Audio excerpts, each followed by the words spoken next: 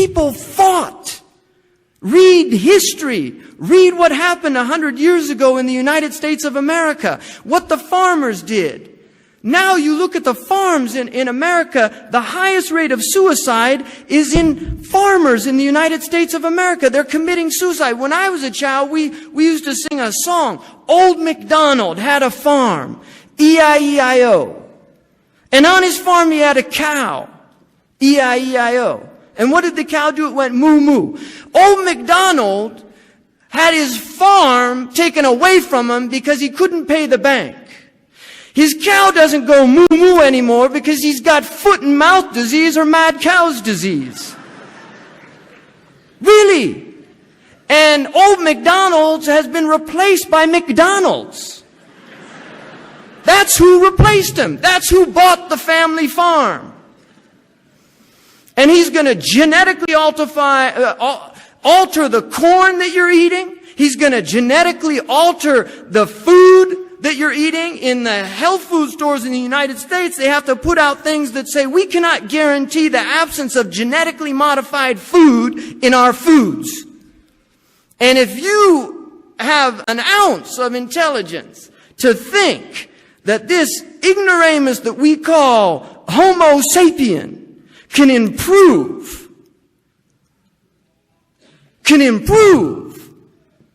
on perfection, can improve on the God-given seed, the seed of life.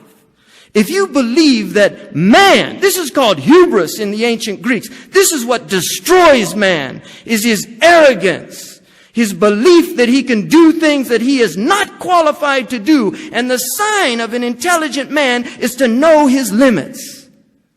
To know his limits. Really, we have to question what is going on out there, and our silence is complicity. The silent one is complicit in the crime.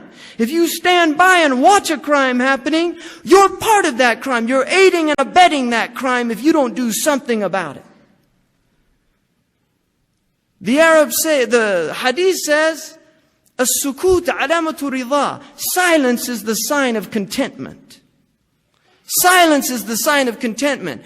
We should be standing up. The Europeans went out and marched in large numbers to prevent genetically modified food.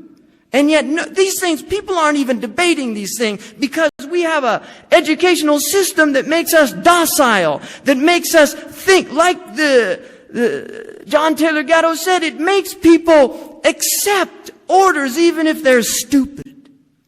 It makes them accept. There's people that, there was an old lady in England, and she was pouring tea. She had her cream there. And as she was pouring it, she said, you know something very strange about this cream. When I was young, I remember cream going off really fast.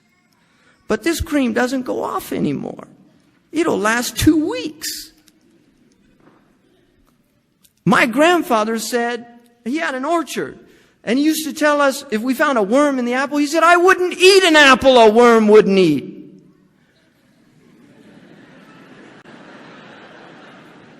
Seriously, think about that, people. I don't want to eat a tomato that doesn't bruise. You go into supermarkets now and you think you're in a science fiction movie. The colors are different. Where are they getting apples like that? I don't remember apples that look like that. I didn't remember strawberries like that. Seriously, you think this is what's happening. You're watching this thing happening before your eyes. We need to wake up and take our lives back.